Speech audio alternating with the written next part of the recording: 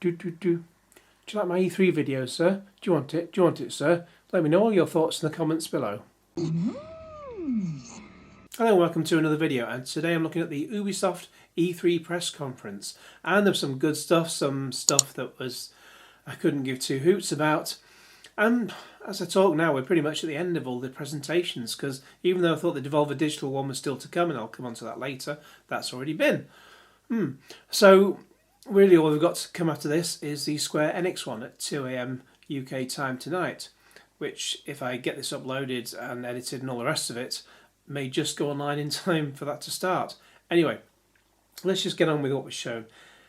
I thought we were getting like a new Assassin's Creed game at first, because we had something called Assassin's Creed Symphony, and I thought, is this like a new game or just like clips, or just clips from the game put to an orchestral soundtrack? And it turns out they've actually got their own orchestra, and they're going on tour from June 29th, I think it was, possibly June 27th. It's going to be here, there and everywhere, presumably only in America. They didn't really go into details about it. I'm sure, I think it was AC, I didn't write the address down, but I think acsymphony.com will have places, a list of places where you can buy tickets and stuff, but I really don't care to see an orchestra playing songs from a game. I mean, the game's been going about 10 years apparently. Seems longer, but I'm sure it's longer. It's got to be longer, surely. I'm pretty sure of that. Yeah, that's definitely been going. Was it 20 years? 15 years? It's certainly longer than 10 years. But anyway, they're doing it to celebrate, Assassin's Creed. Good for them. The first game proper, though, is what is pretty much the only one I'm interested in, which is Watch Dogs Legion. Now, these games come in for a bit of stick. I find them very engaging, entertaining, and often amusing, because you can just sort of tinker with things, tech-wise, and make things fall over, or just like takes control of someone's car and just make it shoot down the road and surprise everyone, and they all sort of stand back and go, "Arr!" And yeah, I find that quite funny actually. What's a bit bizarre is that as well as sort of playing as a man as a protagonist, you could also play as a pensioner, as well as a young sort of hipster woman called Naomi, and it sort of showed them going from one character to another. What sort of stood out for me is that it all seemed a lot more violent than I remember. There's a lot of baddies being gunned down. I don't remember it being that violent before. I seem to remember it, just being a case of hijacking technology and making it sort of shock people and surprise people, as I've already said. Just sort of knocking them out rather than actually killing them, unless what you're doing in the game was just knocking them out. That wasn't made clear. It was a bit. Just seem a bit off if you're just sort of randomly gunning people down in the street, especially in today's society. Grand Theft Auto, you could say, is a bit of a different kettle of fish, because it's not meant to be taken seriously, but Watch Dogs does at least look a lot more real than a Grand Theft Auto game in terms of what you can carry out and do. After that, though, I mean that wasn't to address the gunning down of people, but then we had a Ubisoft guy come on stage, and it turns out not just those three people you saw there, but he can control anyone in the game. And this all takes place in London, so that'd be quite interesting. I'd love it to take place in Manchester, but these games, they'd always take place in London. I can remember playing The Getaway 2, and then going to London after that. And I could even, as I was on a sort of coach going down the street, I could even look at a street as I sort of passed it, like a little side street. And I remember that very side street from the game. That blew me away completely. Maybe this will put me in that similar frame of mind, I don't know. But as well as just being able to control anyone, you can even put a gang together in this. I mean, that seemed very cool. I like the sound of that. So that's a Watch Dogs Legion. That's out on March 6th, 2020.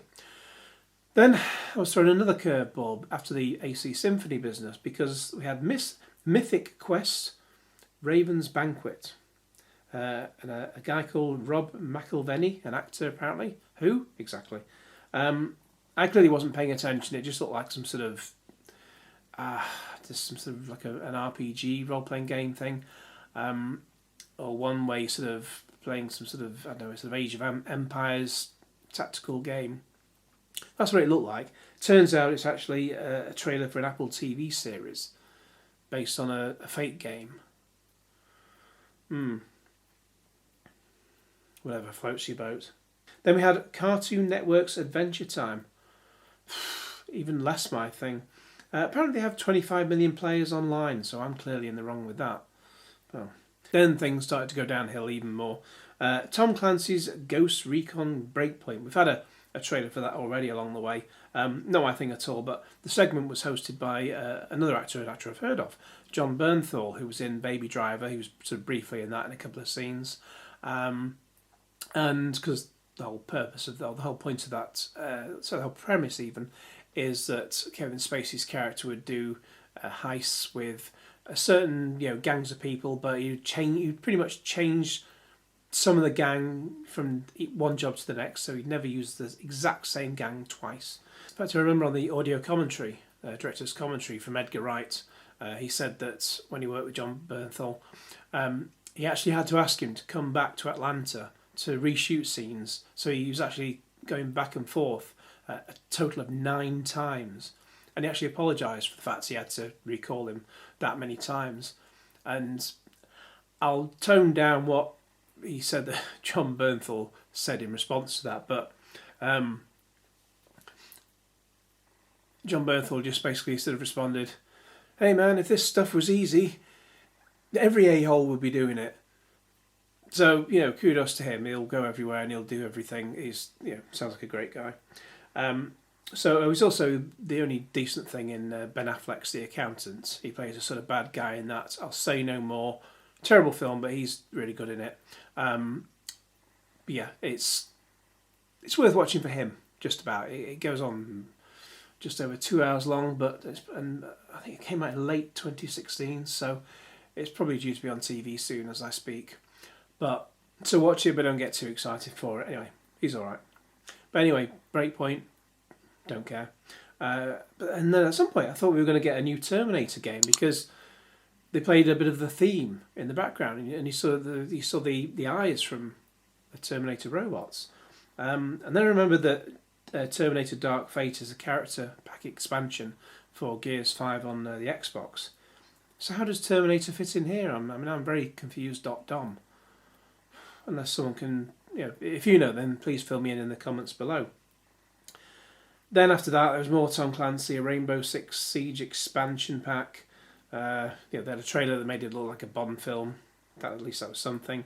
Then Rainbow Six Quarantine, which they had a trailer which made it look like it was going to be an Alien game because you had a sort of the watch that the guy was holding, the watch the guy was wearing, just kept beeping as if there was like some sort of movement or something going around. But no, it was another Rainbow Six game. I've had enough of those kind of things. And then more Tom Clancy with The Division 2. Several new episodes planned, expansion stuff. If I want to play sort of expansion episodes and things, I'm okay with that in Hitman with the elusive targets, even though I wish they would stay forever, so I could keep trying them over and over again because I completely suck at them. But yeah, just Division 2. I watch E3 to see new games. I don't see this. I don't want to see the same old thing again and again and again. And then more Division. We're getting a Division movie with Jessica Chastain and Jake Gyllenhaal, directed by David Lynch.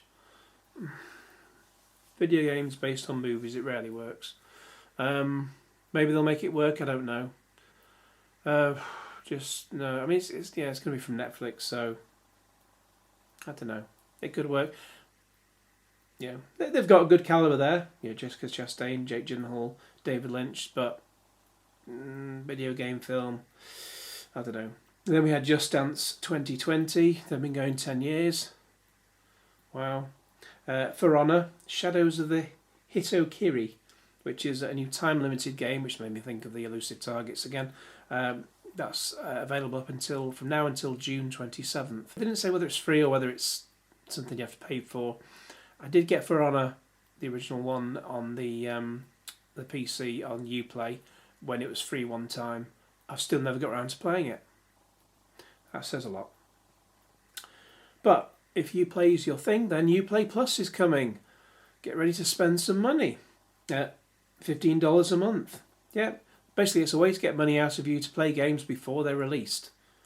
That sounds like all those sort of the special editions they release where a game's supposed to come out on a Friday, but you can play it on a Tuesday if you buy the big special edition version. See how that worked with Anthem when you could pay so much more money just to play it about a week in advance before the proper release date, which didn't even have the day one patch out, and it just was a complete cluster hellhole for everybody. So with Uplay Plus, I say it costs $15 a month. If you sign up today, then you'll get a free trial come September. Well, actually, they didn't say free trial. They said free access. So they can't just give you for free if you sign up today.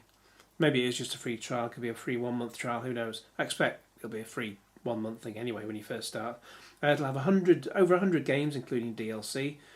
Things like Prince of Persia, Steep, Child of Light, loads of Assassin's Creed and all the new games they mentioned. That's what seemed to be the case. Uplay Plus will also be available on Stadia. So at least one company has some love for Google's new thingy. But then again, Assassin's Creed Odyssey was part of the Project Stream trial that they had a while back. So that's not a huge surprise. Then a couple of more CGI trailers. At least with Watch Dogs Legion, we had some proper gameplay, such that it looked like.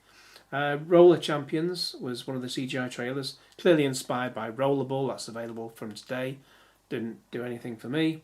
Then Gods and Monsters. That's out on February 25th, 2020. And that's from the makers of Assassin's Creed Odyssey, and that looks like a French Impressionist painting. It looked quite nice, but a bit sort of, a bit of that kind of painting and mix of Zelda perhaps, and not my thing at all. And that was it.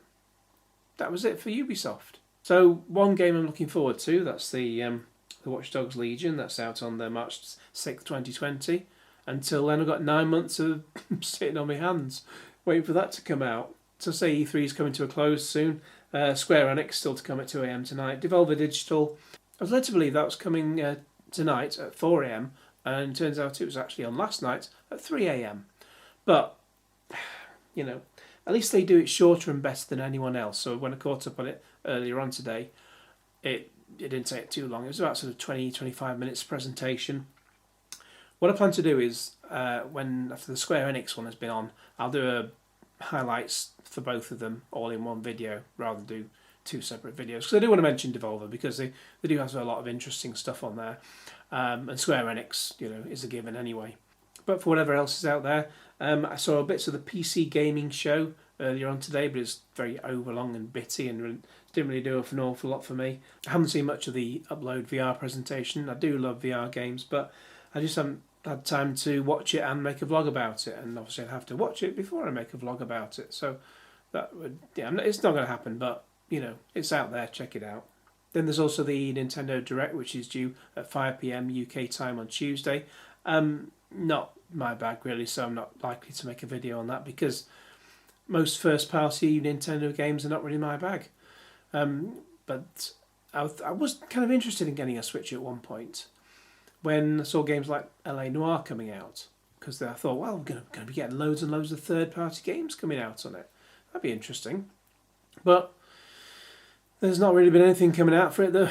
It's not really already out on PC, and I'm not really fussed about taking it out on the move when I'm out and about. I'm too busy watching, listening and watching vlogs while I'm out and about. So, yeah, not really too fussed to get a Switch. Maybe I'll get a Switch if they do a Switch Pro. Nintendo say they're not doing any sort of hardware announcements this year. Perhaps they're lying.